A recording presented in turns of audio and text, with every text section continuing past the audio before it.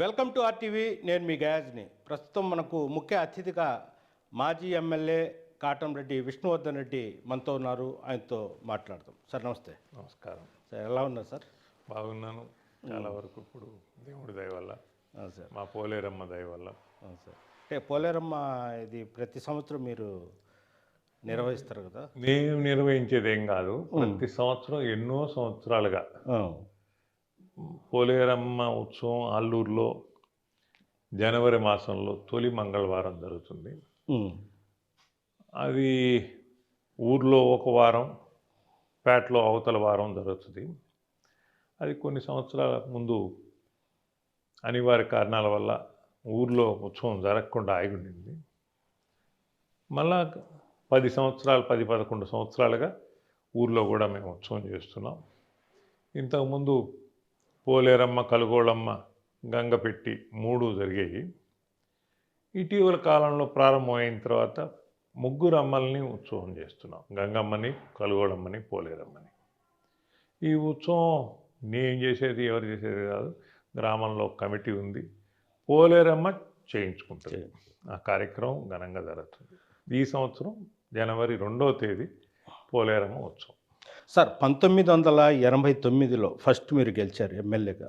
అప్పట్లో అల్లూరు నియోజకవర్గం. తర్వాత ఇది కావుల్లో కలిసిపోయిన తర్వాత 2004 అనుకుంటా మళ్ళీ గెలిచారు. 2009లో కలిసి 2009 సారీ గెలిచారు. అయితే మొన్న 2019లో స్వల్ప మెజార్టీతో ఓడిపోయారు. అంటే 1989 రాజకీయాలు చూసుకుంటే ఇప్పుడు రాజకీయాలు చూస్తే ఎలా ఉన్నాయి? అంటే మీరు సీనియర్ కాబట్టి చెప్తున్నారు. అదే ఈ తరం పాలిటిక్స్ డిఫరెంట్గా ఉన్నాయి. ప్రజలు కూడా ఈ తరం ఎప్పటికప్పుడు అనే రకంలో ఆలోచిస్తూ ఉన్నారు. నాయకులు కూడా అప్పటికప్పుడు వస్తూ ఉన్నారు. ఎప్పటికప్పుడు వచ్చిన నాయకులు కూడా ఇప్పుడు మేము లాంగ్ స్టాండింగ్ లీడర్లాగా మాట్లాడుతున్నారు. గతంలో సంగతి తెలియదు, ఏమీ తెలియదు, కానీ గతంలో చరిత్ర కూడా తెలిసినట్టే మాట్లాడుతున్నారు. ఇది ట్రాన్స్ఫర్మేషన్, లేటెస్ట్ టెక్నాలజీ వచ్చేసింది పాలిటిక్స్లో కూడా. అంతేగాని ఇది సైకిల్. ప్రజల్లో మార్పు రావాలి, అలాగనే రాజకీయాల్లో మార్పు రావాలి. అంటే చెప్పడం అంటే వ్యాపార సంస్థలు మొత్తం కార్పొరేట్ సంస్థలుగా మారిపోయినాయి. అదే కార్పొరేట్ సంస్థల నిర్వాహకులు పొలిటికల్లోకి వచ్చేసారు. ఇది కూడా ఒక కార్పొరేట్ ఎన్నికల టైప్లో, రాజకీయాల టైప్లో చేశారని భావించవచ్చా? మొదటి నుంచి ఎప్పుడు స్వాతంత్రం వచ్చిన తర్వాత, ప్రజాస్వామ్యం మనకి ఏర్పడిన తర్వాత నుంచి కూడా మన రాష్ట్రానికి వస్తే మనం మన ఆంధ్రప్రదేశ్ ఏర్పడిన తర్వాత 2294 మంది శాసనసభ్యులు ఉన్నప్పుడు కూడా ఒక 100 శాసనసభ్యులు గౌరవమైన కుటుంబాల నుంచి, లేకపోతే జమీందారీ కుటుంబాల నుంచో, లేకపోతే ఏదో కుటుంబాల నుంచి వచ్చి ఆ శాసనసభ్యత్వాన్ని వాళ్ళు పొంది గౌరవప్రదంగా పోయి అసెంబ్లీలోనో చట్టసభల్లోనో కూర్చొని పార్టిసిపేట్ చేసి వచ్చేవారు తప్ప ప్రజా అభివృద్ధి కోసం పెద్ద ఆలోచించే సమయం వెచ్చించే పరిస్థితి లేదు. ఆ రోజుల్లో అవసరం కూడా లేదు వాళ్ళకి. 1% వాళ్ళైతే 2% వారు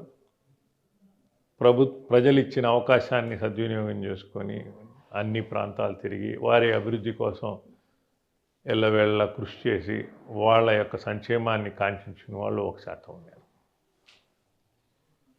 1% వారు అప్పుడు కూడా కొంత అవకాశం వస్తే మనం వ్యక్తిగతంగా అభివృద్ధి చెందామనే ఆలోచన అప్పుడు కూడా ఉండింది. అది ఆ రోజుల్లో విద్య, నాగరికత లేకపోతే అవగాహన లేని రోజుల్లోనే అట్టున్నప్పుడు ఇంకా పెరిగే కొంది ప్రజల యొక్క అభిమతానికి అనుగుణంగా నాయకులు కూడా ఏర్పడతారని ఆలోచించాం.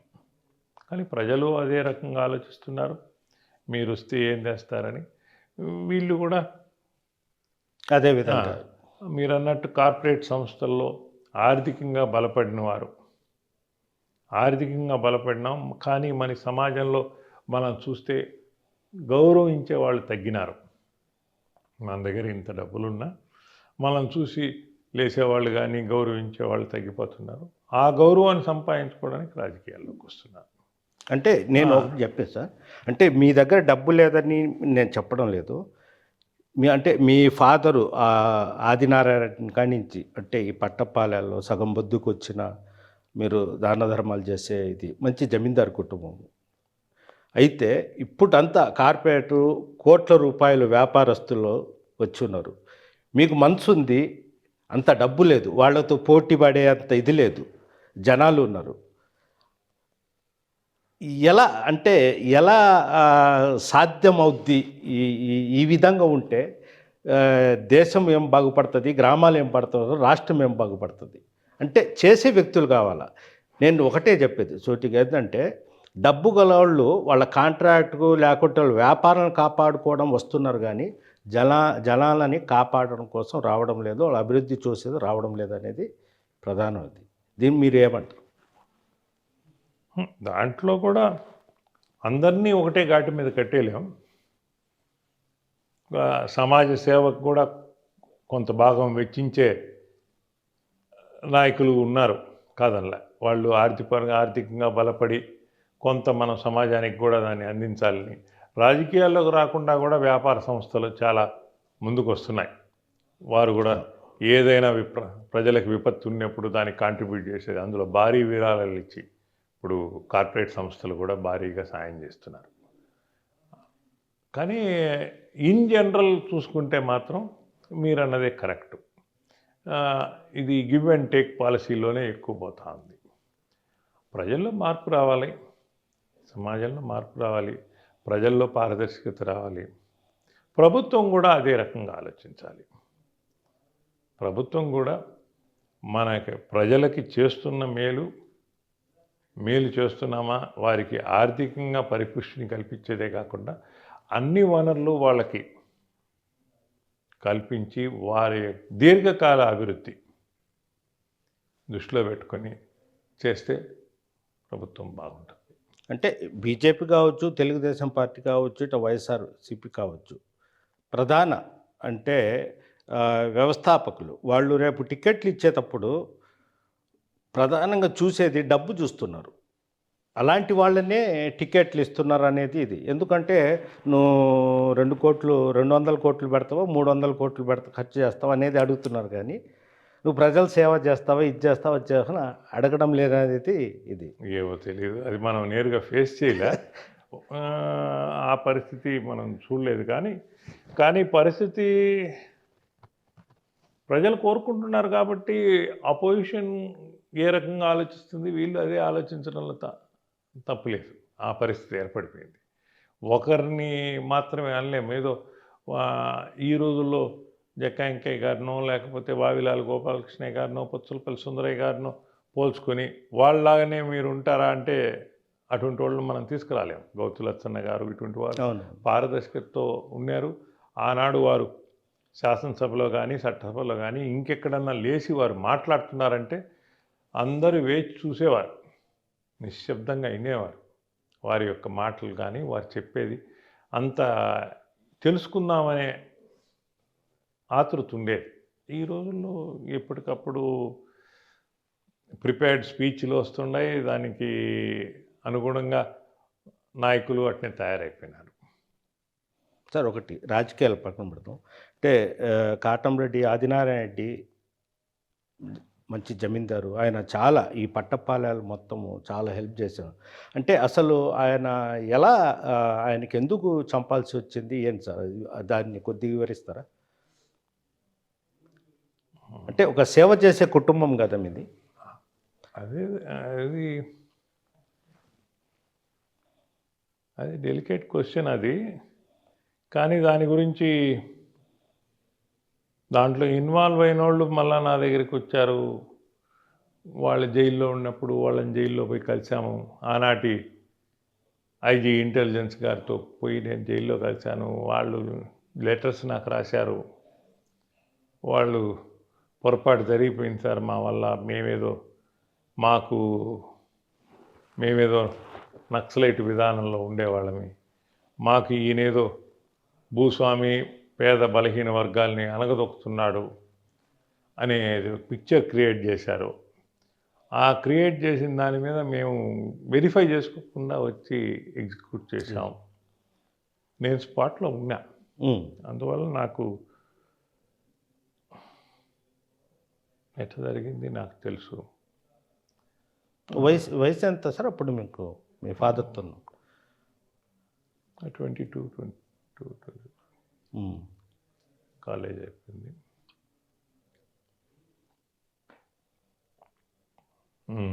ఆ తర్వాత మీరు పొలిటికల్లోకి పొలిటికల్గా రాలేదండి. మామూలు ప్రజాసేవ మా చేస్తారు. ఫాదర్ ఎప్పుడు పొలిటికల్గా ఎప్పుడు ఏ పదవికి నామినేషన్ వేసింది కానీ ఎప్పుడు ఆయన ప్రజాసేవ చేస్తున్నాడు. ఎవరన్నా వచ్చి అడిగితే ఈసారి వీళ్ళకి సపోర్ట్ చేయండి అని చెప్పేవాడు. కావిల్లో ఒక ఆయనకి చేసేవాడు, కొవ్వూరులో ఒక ఆయనకి చేసేవాడు, అల్లూరులో ఒక ఆయనకి చేసేవాడు. ఏది ఒక పార్టీ సింబల్ అనేది ఏం లేదు ఆయనకి. వ్యక్తి మంచోడు అనిపిస్తే వాళ్ళకి సాయం చేసేవాడు. అంటే మీరు రాజకీయాల్లో రావడానికి కారణం, పొలిటికల్ వైపు ఇన్వాల్వ్ కావడానికి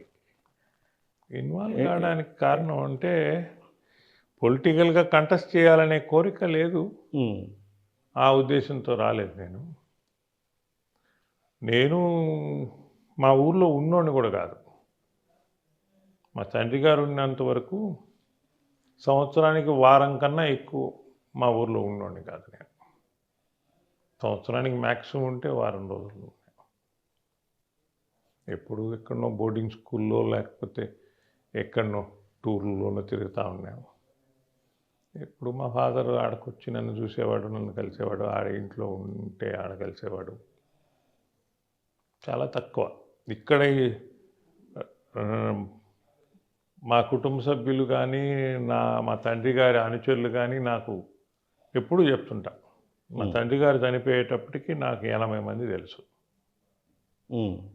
80 మంది పేర్లతో బంధువులు కానీ కుటుంబ సభ్యులు కానీ తెలుసు అంతే. ఈరోజు 40-50 వేల మంది తెలుసు, పేరు పెట్టి పిలవగలుగుతా నా నియోజకవర్గాల్లో. ఇంకా పక్కన నియోజకవర్గాల్లో ఏమి కూడా మా తండ్రి గారు ఒక ప్రాంతానికి పరిమితం కాలే, ఎవరికైనా చేశారు. మా తండ్రి గారు చనిపోయిన తర్వాత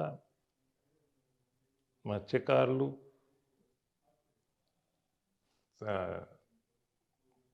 తడ నుంచి ఎలావూరు కాడి నుంచి ఇక్కడ సాక్షిచెల్ల వరకు తీర ప్రాంతం పూర్తిగా నా ఒక్క మాట మీదనే నిలబడదు. అవును, విన్నారు. అదే పరిస్థితిలో ఉన్నారు. ప్రజెంట్ మా తండ్రి గారు చేసిన సేవను వాళ్ళు గుర్తించి అదే పక్కన ఉన్నారు.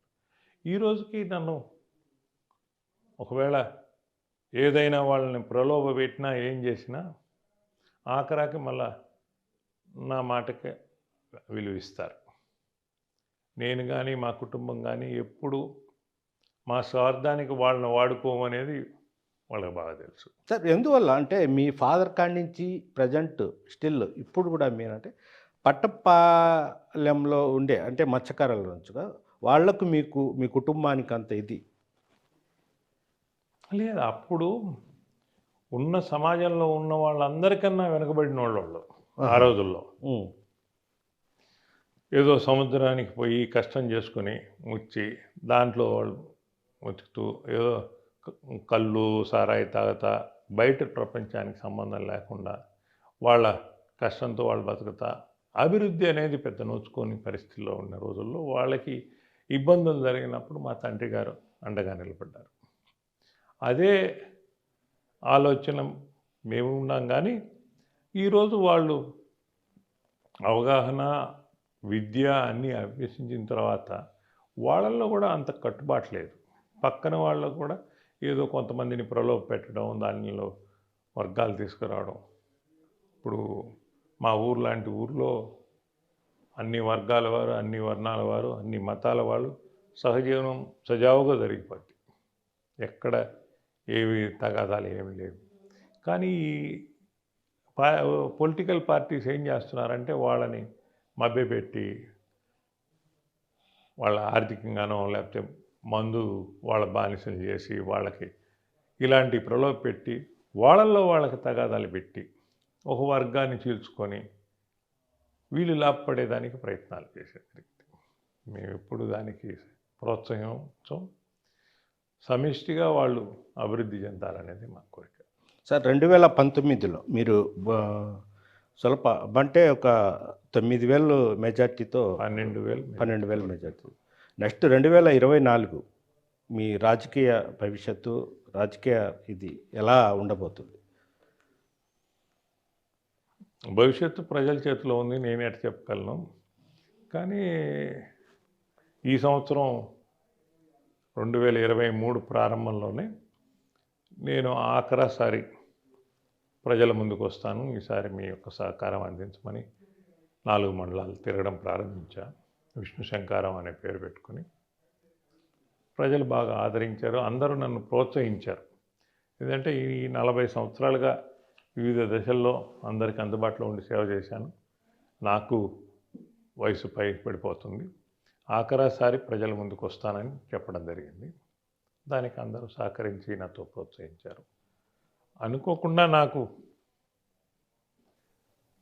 తిరువన్నామలై పోయి గిరి ప్రదక్షిణం చేసినందువల్ల, దానివల్ల అని కాదు, నా కాళ్ళకు బొబ్బలు పోవడం, వాటిల్లో నేను సరిగ్గా దాన్ని శ్రద్ధ తీసుకోక అశ్రద్ధ చేసినందువల్ల ఇన్ఫెక్షన్ కావడం, కొంచెం ఇబ్బంది పడినా.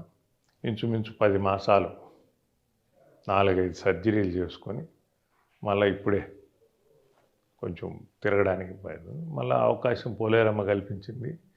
ఆమె యొక్క జాతరకి మళ్ళీ నేను కూడా కలిసి పోలేరమ్మ జాతరలో పాలు పంచుకునేదానికి అవకాశం కల్పించింది. అందువల్ల వచ్చా. ఇది అయిన తర్వాత మళ్ళీ ప్రజల్లో పోయి కొనసాగుతా. ఈ ఒక్క ఆఖరాసారి పోటీ చేద్దామనే ఉద్దేశంతో ఉన్నా. నన్ను మెచ్చినోళ్ళు, అభిమానించినోళ్ళు నాకు సహకరిస్తే జనాలు. అంటే కర్ణాటకలో కాంగ్రెస్, అదేవిధంగా తెలంగాణలో కూడా తాజాగా కాంగ్రెస్, ఈ పరిణామాలు మొత్తం చూస్తుంటే మన ఏపీ రాజకీయ భవిష్యత్తు, రాజకీయ పరిస్థితులు మార్పులు చేర్పులు జరిగే అవకాశాలు అంట మీ అంటే సీనియారిటీ మీ ఇది బట్టి? అది టూ లేట్ ఏమో, ఆల్రెడీ కొంచెం ముందు ఏదన్నా ప్రయత్నం చేసి ఉంటే ఏదన్నా అవకాశం ఉండేదేమో, మనకు తెలీదు. మరి ఎన్నికల నగరం మోగిన తర్వాత పార్టీని రివైవ్ చేయాలనేది చాలా కష్టం. కాంగ్రెస్ పార్టీ జాతీయ పార్టీ, దాంట్లో విద్యార్థి దశ నుంచి ఉన్నా నేను సభ్యత్వం. అందువల్ల పార్టీ మీద మక్కువ ఎక్కువే. కానీ రాష్ట్రాన్ని ఎవరు విభజించినా ఏం చేసినా ఆ నింద కాంగ్రెస్ పార్టీ మీద పడింది కాబట్టి దాని యొక్క పరిణామం కాంగ్రెస్ పార్టీ ఫేస్ చేసింది. దాన్ని పోగొట్టుకోవాలంటే కొంచెం ముందు ప్రయత్నం చేసి ఉంటే బాగుండేదేమో. ఇంకా 1-2 సంవత్సరాల ముందు కాంగ్రెస్ పార్టీ అధినాయకత్వం కానీ, లేకపోతే ఈ ప్రాంతంలో ఉన్న నాయకులు కానీ అందరూ కలిసి ప్రయత్నం చేసి ఉంటే పార్టీని రివైవ్ చేసేదానికి ట్రై చేసి ఉండొచ్చు. మరీ దగ్గరికి వచ్చింది, ఇప్పుడు ఆ పరిస్థితులు ఉంటాయా అనేది ఆలోచించాలి. సార్, విష్ణువర్ధన్ రెడ్డికి జనాల్లో మంచి పేరుంది ఇటు కావలి నియోజకవర్గంలో. ఒకవేళ టీడీపీ టికెట్ ఇవ్వకుంటే వేరే పార్టీ వాళ్ళు కూడా టికెట్ ఇవ్వడానికి ప్రయత్నాలు చేస్తున్నారు అనేది కూడా చెప్తున్నారు. లేదు, నా టీడీపీ టికెట్ ఇస్తుందని నేనేం అనుకోవడంలా. అంటే పోయినసారి జగన్మోహన్ రెడ్డి గారి పార్టీలో ఆవిర్భావం నుంచి ఉన్నా నేను. ఆయన స్టార్టింగ్ పార్టీ పెట్టక ముందు నుంచి ఓదార్పులో నుంచి అన్నిట్లో ఉన్నా. రాజశేఖర రెడ్డి గారితో ఉన్న అవినాభావ సంబంధం కానీ బంధం కానీ అట్నే ఉండింది. కాంగ్రెస్ పార్టీలో రాజశేఖర రెడ్డితో, అలాగనే అందరి నాయకులతో బాగానే ఉన్నా. రాజశేఖర రెడ్డి మరీ ఎక్కువగా 2004లో గెలిచి మీరు చాలా అంటే నేను స్పీడ్ కూడా ఉన్నారు, బాగా యాక్టివ్గా ఉన్నారు. రాజశేఖర రెడ్డి హయాం కదా? రాజశేఖర రెడ్డి టైము. అంతకుముందు రాజశేఖర రెడ్డి గారు పార్లమెంట్గా ఉన్నప్పుడు కానీ నాకు ఇంచుమించు నేను విద్యార్థిగా ఉన్నప్పటి నుంచి రాజశేఖర రెడ్డి గారితో సన్నిహిత పరిచయం ఉంది. నేను మెడ్రాస్లో స్టూడెంట్గా ఉంటే రాజశేఖర రెడ్డి గారు తొలిసారి ఎమ్మెల్యేగా ఉన్నప్పుడు మెడ్రాస్కి ఎప్పుడన్నా వస్తే ఒక ఆయన మిత్రుడు మమ్మల్ని పరిచయం చేసినప్పుడు కూడా రెగ్యులర్గా కలిసేవాడు. మనం వచ్చినప్పుడు ఆయన నన్ను విష్ణు మెడ్రాస్ అనేవాడే, కానీ నేను హైదరాబాద్ పోయినప్పుడు కూడా ఆయనకు కలిసేవాడిని.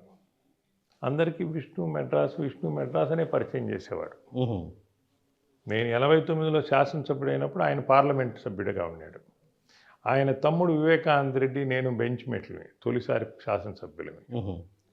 నేను కలిసినప్పుడు నువ్వు మెడ్రాస్ కదా, ఆంధ్రాలో ఎట్ట ఎమ్మెల్యే అయినావని అడిగాడు ఆయన. ఆయనకి అంతేనంత గురించి తెలుసు. మెడ్రాస్ అనే అనుకునేవాడు నన్ను. మెడ్రాస్లో నా స్నేహితులు అంట లేదు మాది ఆంధ్ర అని అంటే, అప్పటి నుంచి నేను ఆయన ఉన్నత పదవిలో లేనప్పుడు నెల్లూరు జిల్లాకి మేమే తీసుకొచ్చాము. నెల్లూరు జిల్లా ప్రోగ్రామ్స్ మనమే భారీగా పెట్టాం. ఫస్ట్ స్క్రిప్ట్ నెల్లూరు కావలికి యానాది రెడ్డి గారు నేను తీసుకొచ్చాం. అందువల్ల ఆయనతో ఉన్న సంబంధం, అది అతను ఒక ప్రజానాయకుడు. ప్రజల సమస్యలు ఏ పార్టీ అనేది లేకుండా ప్రజల సమస్యలను గుర్తించి దాని మీద స్పందించే వ్యక్తి. రోసయ్య గారు ఎన్నోసార్లు బాధపడేవాడు. ఈయన ముఖ్యమంత్రిగా నేను ఫైనాన్స్ మినిస్టర్గా సంతోషంగా ఉంది, దుఃఖంగా ఉంది అనేవాడు. సంతోషం అంటే ఈయన ద్వారా పేద ప్రజలకి స్పందించి సహాయం చేయగలుగుతున్నాననే ఒక ఆనందం. ఇతను ఎత్తి సడన్గా ఎవరికి వాగ్దానం ఇస్తాడో ఏందో, ఈరోజు ఏం అమౌంట్ నా అడ్జస్ట్ చేయాల్సి వస్తుందో అనే భయం కూడా ఉండదు అని అనేవాడు. ఎందుకంటే ఈయన స్పాంటేనియస్గా స్పందించి ఒకదానికి సమస్యకి వెంటనే చేద్దామన్నా ఎట్టయినా సమకూర్చాలనే ప్రయత్నం చేసేవాడు. అలాంటి వ్యక్తి రాజశేఖర రెడ్డి గారు. అందులో ప్రజల్లో ఇంటరాక్షన్ ఎక్కువ. అవును, అందరినీ రోజుకి కొన్ని వేల మందిని కలిసేవాడు. వాళ్ళందరికీ తన యొక్క హస్తం అందించేవాడు, వారికి చేయూతలు అందించేవాడు. కొంతమంది అతనితో మాట్లాడి అతని మాటలు విని మనకు ఆ ధైర్యం వచ్చిందని కాన్ఫిడెన్స్తో పోయిన వాళ్ళు చాలామంది ఉన్నారు. ఆయన ఏం చేయకపోయినా నేనున్నాను కానీ అని అన్న దానికే చాలా సంతోషపడిన వాళ్ళు ఉన్నారు. అలాంటి పరిస్థితి ఉంది. అతన్ని మర్చిపోలేదు. అంటే ఇంకా మీకు రేపు 24 టికెట్ మీరు కన్ఫామ్ అనుకుంటున్నారా? నేను టికెట్టు అవన్నీ కూడా నేను అనుకోవడంలా. ప్రజల్లో పోతున్నా, ప్రజల పరిస్థితి చూస్తాం, అవతల ఆలోచిస్తాం. నేను వ్యక్తిగతంగా మొదటి నుంచి 1989లో అప్లై చేసే పార్టీకి, ఇది భారత జాతీయ పార్టీ కాంగ్రెస్ పార్టీకి. అవతల నేను 94లో బెడ్ రిడన్గా ఉన్నా ఎలక్షన్కి. విజయ హాస్పిటల్, మెడ్రాస్ విజయ హాస్పిటల్లో నాకు జాండీస్ వచ్చి బిల్రుబిన్ 28లో ఉండింది నాకు. మరి పీక్లో ఉండింది, బెడ్ రిడన్గా ఉన్నా. ఎలక్షన్కి ముందు పెద్ద ఆయన విజయభాస్కర్ రెడ్డి గారు నన్ను చూడడానికి హాస్పిటల్కి వచ్చాడు మెడ్రాస్. ఆయన ఎక్కడికో పోతూ కర్నూలుకు పోతాను, ఎక్కడికి పోతాను కావాలని మెడ్రాస్కి వచ్చి నన్ను హాస్పిటల్లో చూసి, ఏమైపోద్ది ఇదేం కామెర్లు ఏం కాదు, బాగైపోద్ది, నువ్వు నామినేషన్ వేయి అన్నాడు. డాక్టర్ ఆడనే ఉండి, లేదు సార్ పోయే క్వశ్చన్ లేదన్నాడు. నేను పార్టీ టికెట్ ఎవరికి ఇను, అదే ఖాళీకి పెడతా, నువ్వు పోటీ చేస్తే చెయ్యి, లేకపోతే చేయబాక, వదిలేస్తాం, తెగా నువ్వే వేయాలి నామినేషన్ అని చెప్పేసి పోయినాడు ఆయన. నేను డాక్టర్ మాట కూడా వినకుండా వచ్చి నామినేషన్ వేసా ఆ ఎలక్షన్. అటువంటిది కాంగ్రెస్ పార్టీలో అట్నే జరిగిపోయింది. ఇప్పుడు కాలానికి ప్రాంతీయ పార్టీలు వచ్చినాయి. ఎప్పుడు పార్టీకి పోయి నేను ఈ పార్టీలో చేస్తాను, ఆ పార్టీలో చేస్తానని అడిగింది లేదు. వ్యక్తిగతంగా అట్నే ఉన్నాం. రేపు కూడా జనాల్లో పోతాం, జనాల అభిప్రాయం బట్టి పోతాం. పార్టీ నాయకులు వాళ్ళు ఏం ఆలోచిస్తారో కూడా ఆలోచించుకొని చూస్తాం. 2000 అంటే ఎన్నికలప్పటికే జనాల అభిప్రాయం బట్టి మీరు స్టెప్ తీసుకోబోతున్నారు. జనాల అభిప్రాయం, ఏ పార్టీ మనల్ని అవకాశం కూడా చూస్తాం. అదే మీ వెనకాల జనాలు ఉన్నారు కాబట్టే కదా మిగిలిన వాళ్ళంతా. జనాలు ఉండాలా, పైన ఒక గొడుగు కూడా ఉండాలా. స్వతంత్రం అనేది ఈ రోజుల్లో కుదరదు కదా. అవునవును. ఏదో ఒక గొడుగు కూడా ఉండాలి. గొడుగు అనేది ఖచ్చితం. ఆ. అందువల్ల ఇవన్నీ, అవును. అందువల్ల ఈ పరిణామాల్లో వీఆర్ గోయింగ్ హెడ్. మాది పాలిటిక్స్ ఎప్పుడు చేయలేదు కాయర్ గారు. ఉమ్. ఏ రోజు పాలిటిక్స్ మా ఫాదర్ చేయలే, నేను చేయలే. కాకపోతే మా కార్యకర్తకి ఏదున్నా మేము ఉన్నామనే నమ్మకం కల్పిస్తాం, వాళ్ళకి అందుబాటులో ఉంటాం. నేను ఈ 10 నెలలు కానీ 12 నెలలు కానీ నేను కనపడకపోయినా ప్రతి ఒక్కడికి ఒక కాన్ఫిడెన్స్. ఏది అవసరం ఉన్నా ఏ టైంలో అయినా నేను అందుబాటులో ఉంటానని. నేను అందుబాటులో ఉంటా. నేను అదే రకంగా అధికారులు కూడా మనకు సహకరిస్తారు బాగానే. మేము అధికారంలో ఉన్నా లేకపోయినా ఆ తేడా ఏం లేదు. ఆ గౌరవం ఇస్తారు. గౌరవం కాదు, మనం అడిగేది ప్రజా సమస్య, ప్రజల యొక్క సమస్యలు అడుగుతాం. మా సొంత ఏం అడగడంలా. ప్రజల సమస్య, వాళ్ళ హక్కుల కోసం మేము అడిగినప్పుడు వాళ్ళు స్పందిస్తారు. ఏదో తోసిపుచ్చే మాటలు మిగతా వాళ్ళు చెప్పినట్టు నాకు చెప్పరు. నేను అధికారంలో ఉన్నప్పుడు కూడా ఇదే రకంగా ఉన్నా. ఏ రోజు ఎమ్మెల్యే అనే ఉద్దేశం నేను ఎప్పుడు చెప్పలే. నేను విష్ణువర్ధన్ రెడ్డి అల్లూరు అనే చెప్పాను, కానీ ఏ రోజు ఏ అధికారికి కానీ ఎవరు కలిసిన మొదటిసారి నేను శాసనసభ్యుడై నాకు విజిటింగ్ కార్డు కూడా లేని రోజుల్లో పోయి ఒక చీఫ్ సెక్రటరీని కలవడానికి పోయినా. ఆయనకి నా పేరు రాసి కింద ఎమ్మెల్యే అల్లూరు అని రాసి ఇచ్చా చీటీ. అందరినీ పిలిచాడు ఆయన. మామూలు విజిటర్స్ని కూడా పిలిచాడు. అందరినీ పిలిచి ఆఖరా నన్ను పిలిచాడు. ఇంక అందరూ పోయిన తర్వాత ఆయన పోయినా. ఏమయ్యా నువ్వు ఎమ్మెల్యేవా అని అడిగాడు. అవునవును సార్ ఎమ్మెల్యే సార్. ఏ ఊరు అన్నాడు. ఇంకా అల్లూరు సార్, నెల్లూరు జిల్లా అన్నా. ఓహో నెల్లూరు జిల్లా అల్లూరా, ఫస్ట్ టైమా నువ్వు? ఆహా, అల్లూరులో ఆదినారాయణ రెడ్డి అని ఆయన ఉండాలని, ఆయన కొడుకు ఏం చేస్తున్నాడు అని అడిగాడు నన్ను. సార్ నేనే సార్ ఆయన కొడుకుని, అందువల్లే మిమ్మల్ని కలవడానికి వచ్చాను. మా తండ్రి గారు మీకు బాగా మిత్రుడు, స్నేహితుడుగా ఉండేవారు మా కిల్లాలో ఉండేటప్పుడు, అందువల్ల మిమ్మల్ని కలవడానికి వచ్చాను సార్ అన్నాడు. నువ్వు ఇంకా నాకు ఎమ్మెల్యే నీ రాసి పంపివాక, నీ పేరు రాసి పంపి అల్లూరు అని రాయి, లేకపోతే సన్ ఆఫ్ ఆదినారాయణ రెడ్డిని రాసి పంపి, ఎప్పుడు ఎమ్మెల్యే అనే పదం వాడబాక అని చెప్పాడు. అప్పటి నుంచి నేను ఎవరితో మాట్లాడినా అంటే ఆయన మీ సహనం కూడా పరీక్షించడం కోసమే లాస్ట్లో పిలిచినట్టున్నాడుగా. లేదు, ఆయనకి తెలియదు. తెలీదా? నేను తెలియదు. ఆ రోజే పరిచయం. అప్పటి నుంచి ఆయన చెప్పింది ఏంటంటే, ఎవరి కోసం వెయిట్ చేయబాక, రాసి పంపి, ఎమ్మెల్యే వాడబాక, నువ్వు వ్యక్తిగతంగా ఒక కుటుంబాన్ని నుంచి వచ్చినాడివి, అదే రకంగా పాటిస్తున్నా. నా దగ్గర వెయిట్ చేయబాక, తలుపు నెట్టుకొని రా అనేవాడు. అట్నే పోయాం. అట్నే చూశారు కూడా. మా తండ్రి గారు ఏ పదవిలో లేరు.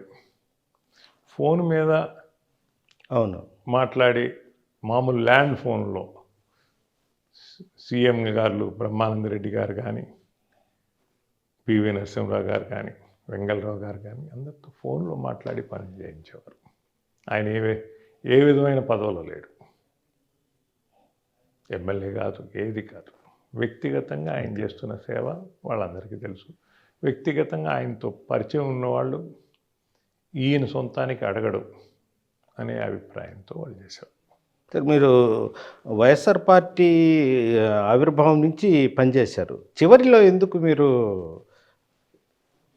బ్యాక్ అవ్వాల్సిన పరిస్థితి ఏర్పడింది మీకు? అంటే జగన్మోహన్ రెడ్డి గారు ఆ రోజు ప్రాముఖ్యత తీయలేకపోయినాడు. ఆయనకి కొన్ని కమిట్మెంట్స్ ఉన్నాయి, అవి నేను హానర్ చేసుకోవాల్సిన పరిస్థితి ఉంది అని చెప్పడం జరిగింది. సరే, ఆయన కమిట్మెంట్స్ ఆయన, మా ప్రజల అభిష్టం వేరే, అందువల్ల బయటకు రావాల్సి వచ్చింది. ఈ రోజుకి నేను ఏ పార్టీకి పోయినా ఏ పార్టీకి పోతే ఆ పార్టీ జెండా నా ఇంటి మీద కట్టుకోను, అలవాట్లేదు. నేను తెలుగుదేశం తరఫున పోటీ చేసిన, పార్టీ తరఫున పోటీ చేసినా, నేను మా ఇంట్లో ఎక్కడ చూసినా ఏ పార్టీకి ఇంతవరకు జెండా అనేది లేదు. లేదు లేదు. నేను వ్యక్తిగతంగా నాకు సన్నిహిత సంబంధాలు ఉన్న నాయకుల ఫోటోలు ఉంటాయి. ఇంకా రాజశేఖర రెడ్డి గారి ఫోటోలు చాలా ఎక్కువ ఉంటాయి నా ఇంట్లో. ఉన్నాయి ఇప్పుడు కూడా సోనియా గాంధీ మొత్తం ఇంట్లో. అందరితో ఇందిరాగాంధీ గారి నుంచి, ఇందిరాగాంధీ గారు నన్ను 83లో నాకు షేక్ హ్యాండ్ ఇచ్చి please help me in this election అని అడిగింది. నాకు 22 23 ఏళ్ళు. అది ఈ రోజుకి మర్చిపోలేం. ఆ మహాతల్లి నేనేంది ఆఫ్టర్ ఆల్ ఒక బచ్చాగాడిని నన్ను అడిగి, అంటే జనార్దన్ రెడ్డి గారు నన్ను అట్లా పరిచయం చేశారు. ఆ రోజు మా తండ్రి గారు చనిపోయిన సానుభూతి నాకుందని ఆయన పరిచయం చేయడం, ఆమె నన్ను అడగడం, అటువంటి పరిస్థితి అల్లూరులో ఈ ఊరికి వచ్చి అడిగిందాన్ని. ఇటువంటి సంఘటనలన్నీ చూసిన తర్వాత ఇంకా వాటి సార్ చివరిగా 2024కి ఎన్నికలు రాబోతున్నారు. ఈ నియోజకవర్గ ప్రజలకు మీరు ఏం చెప్తారు? నేను చెప్పేది ఏంటంటే, నా వ్యక్తిత్వం తెలిసిన వాళ్ళందరికీ తెలుసు. కానీ నేను ఈ ఆఖరిసారి ఇంకా అందుబాటులో ఉండి ప్రజలకి ఇంకా సన్నిహితంగా ఉండి వర్గ విభేదాలు లేకుండా అందరినీ కలుపుకొని ఈ ప్రాంతానికి వీలైనంత వరకు శాశ్వత అభివృద్ధి కార్యక్రమాలు చేసి, ఇప్పుడు మేము రాజశేఖర రెడ్డి గారితో ఉన్న సన్నిహిత సంబంధం అయితేనేమి, ఆయన మీద దగ్గర ఉన్న స్వతంత్రంతో అయితేనేమి, ఈ నియోజకవర్గంలో ఫిషింగ్ హార్బర్ కానీ ఎయిర్పోర్ట్లు కానీ శాంక్షన్ చేసింది నేనే. కనిగిరి రిజర్వాయర్ని కూడా పూడికి తీయాలని పట్టుబట్టింది నేనే. కానీ ఆయన ఏంది విష్ణు ఈ పరిస్థితిలో నువ్వు పట్టుబడుతున్నావు, దానికి ఎంత డబ్బులు కావాలా, ఇంత భారీ బడ్జెట్ నేను ఆడపెట్టేదంటే కూడా మేము ప్రపోజల్ చెప్పాం. మీరు డబ్బులు ఎక్కువ వెచ్చించవలేదు, మీరు మిషనరీ వర్క్ పెట్టండి, మా రైతాంగమే మట్టి తోలుకుంటారు, మీ మీద భారం ఎక్కువ పడదు, రైతాంగం ఆ పూడిపోతుంది రిజర్వాయర్ని సిల్ట్ క్లియర్ చేసి రైతులు వాళ్ళ పొలాలకు మట్టి తోలుకుంటారు, మీరు మిషనరీ పెట్టండి, చాలా వరకు తగ్గిపోద్ది, 1000 కోట్లు పర్లేదు అని కూడా చెప్పడం. దాన్ని పరిశీలిస్తాం చేస్తామని చెప్పున్నారు. నేను మళ్ళా ఎన్నికల్లో ఓడిపోయినా, రాజశేఖర రెడ్డి గారు కూడా నెక్స్ట్ టర్మ్ ఆయన కూడా చనిపోయినారు. ఈ ఎయిర్పోర్టు అట్నే ఆగిపోయింది. ఫిషింగ్ హార్బరు ఆ పరిస్థితిలో ఉంది. చేస్తామని అయిపోయింది, చేంజ్ చేశాను అనే వాళ్ళు చాలామంది ఉన్నారు. ఎవరు శాంక్షన్ చేశారు ఏంది ప్రాంతానికి తెలుసు. కావిలి సమ్మర్ స్టోరేజ్ ట్యాంకు, దాని చరిత్ర చూస్తే దాని మీద చాలా చెప్పాలి నేను. కీర్తిశేషులు మా గురువు గారు యానాది రెడ్డి గారు శాసనసభ్యుడిగా ఉండి ఆనాటి కలెక్టర్లని అందరినీ పట్టుకొని దాని ఫారెస్ట్ నుంచి ఎలినేట్ చేసేదానికి ఫైల్ పుటప్ చేయించి, ఆ ఫైల్ని నేనే తీసుకుపోయినా. నేను ఢిల్లీకి పోలేను, నువ్వు పో అంటే నేను పోయి ఫాలో అప్ చేసి క్లియరెన్స్ తీసుకొచ్చాం రాష్ట్రపతి దగ్గర. ఆత్మకూరుకి ఒక ఫైలు, ఆత్మకూరు ఎమ్మెల్యే ఆనాడు డాక్టర్ సుందరరామరెడ్డి గారు నేను పోయినాం, క్లియర్ చేసుకొని వస్తే దాన్ని సమ్మర్ స్టోరేజ్ ట్యాంక్ యాడ్ చేసి చేసేయడం జరిగింది. ఆయన అది శంకుస్థాపన చేసే లోపల ఆయన పదవిచ్యుతుడు అయినాడు. వేణుగోపాల్ రెడ్డి గారు అధికారంలోకి వచ్చి ఆయన పీరియడ్లో దానికి స్టార్ట్ చేయడం జరిగింది. ఇవన్నీ పోరాడి చేసిన వాళ్ళు ఎవరెవరో పొలాలు వచ్చినప్పటికీ నేను చేశామని చెప్పేవాళ్ళు చాలామంది ఉంటారు. అది మనం క్లారిఫై చేసుకునేది కాదు. ఇప్పుడు సమయ సందర్భం మీరు అడిగారు కాబట్టి చెప్తున్నాం.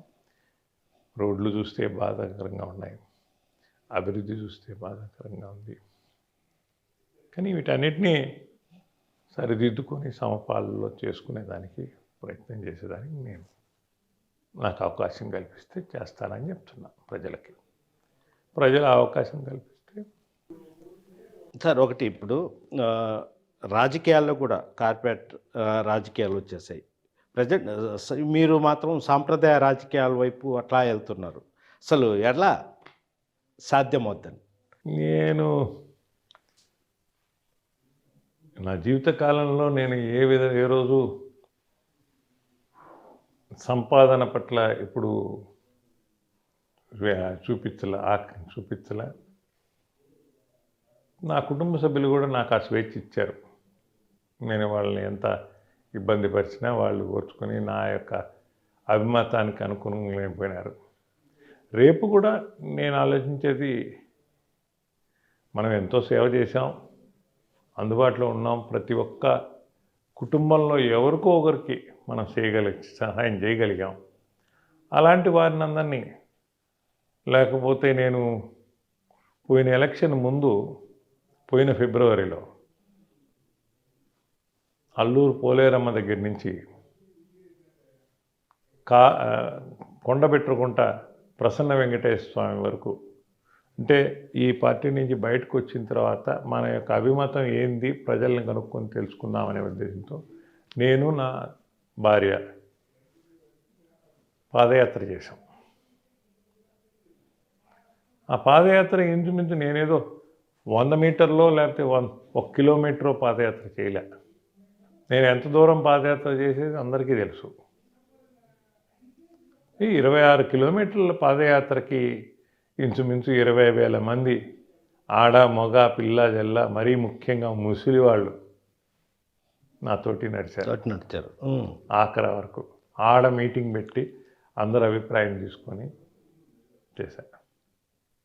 ఇంతమంది నా వెనక ఉన్నారు, నా కుటుంబాన్ని ఆదరిస్తున్నారు.